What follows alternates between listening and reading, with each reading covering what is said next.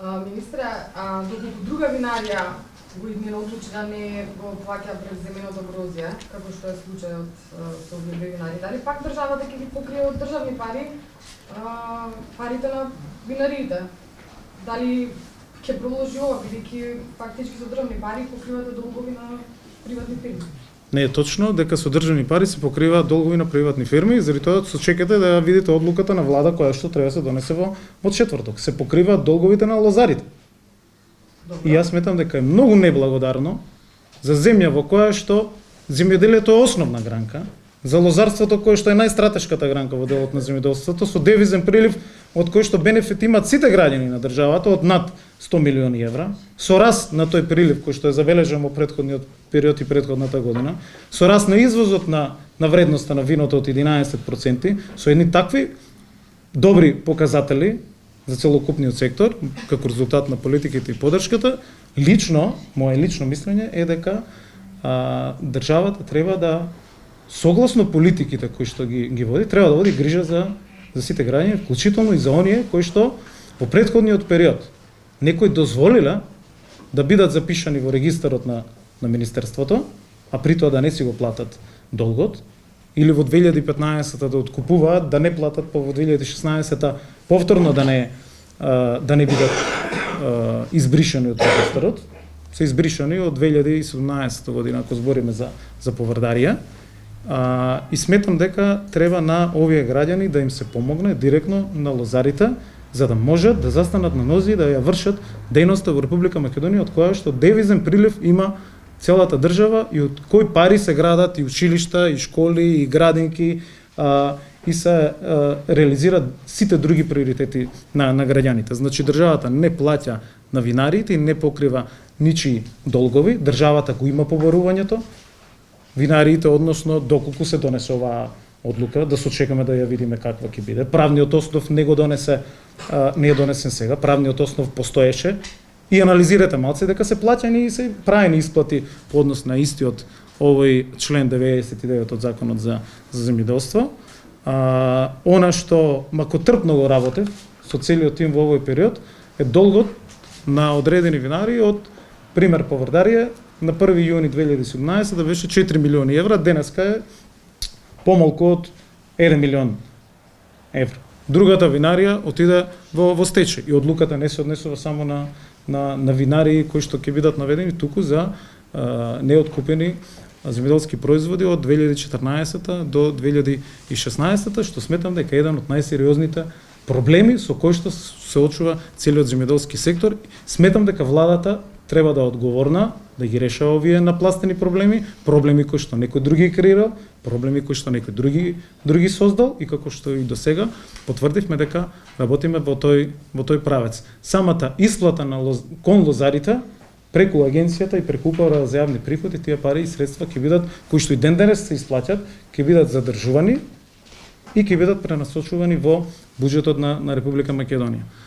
Сметам дека станува збор за една многу човечка и дека на многу суштинска одлука, која што од проблемите кои што се погодени овие лозари, страдат целиот тој регион, страдат многу фамилии и семејства и неблагодарно е да се вртат тезите дека се помага на приватни компании, туку државата помага директно на лозарите, а јас ќе бидам заштитник секогаш и на лозарите, и на тутунарите, на сите производители, знаејќи дека тоа е категорија на која што навистина државата треба да обрати внимание и да даде силна поддршка ако сакаме земјоделскиот сектор да биде основа на нашата економија, особено за сектор во кој што имаме забележителен раст и во кој што имаме најголем девизен прилив од целокупниот како подсектор во вкупното земјоделство. Но да сочекаме владата да ја донесе одлуката и да ги видиме сите елементи на самата одлука која што се уште не е донесена. Тоа сакам да прашам,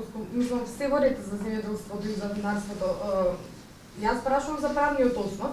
Велите дека ќе се задржуваат пред Управата за јавни приходи, чекам одлука на владата. Има негативни реакции во јавноста многу, затоа јас прашувам. Да. Дали потоа вие ќе ги префрлите средствата кои што винариите ги долгуваат на лозарите, а потоа од винариите ќе чекате да ги приберете тие средства преку УЈП, како ќе биде правилно?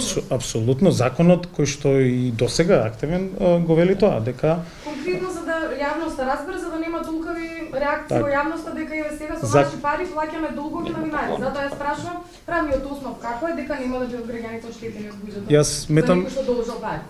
јас сметам дека лозарите доволно чека на овие исплати и нема да се навратам на тоа како се создадени проблемите и како е дојдено до ова да регистрирани винари во самото министерство не го плаќаат долгот. Секоја винарија вака да ви информирам.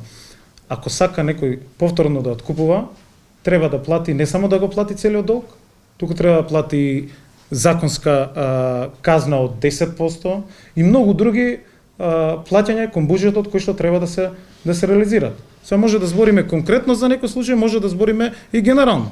Ако многу е неблагодарно да се прави притисок врз компаниите да мора да откупат, не знам, 20.000 тони или некоја количина во пресред на одредени политички моменти за да тоа им одговара на одредени политички структури.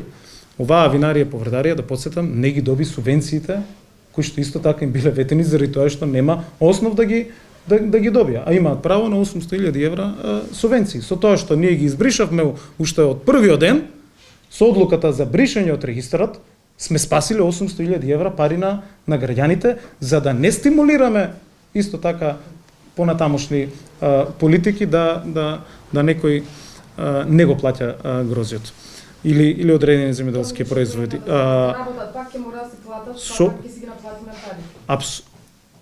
Државата во следните 3 години, согласно Законот за земјоделство и рурален развој, сите исплати кои што ќе ги прават компаниите, за кои што го презима долгот, ќе бидат сите исплати стопирани преку управата за јавни приходи и ќе бидат средства на буџетот преку платежната агенција ќе се вратат во буџетот на Република Македонија. Исто тоа ќе се следи и во делот на стечените постапки кои што се отворени во други случаи.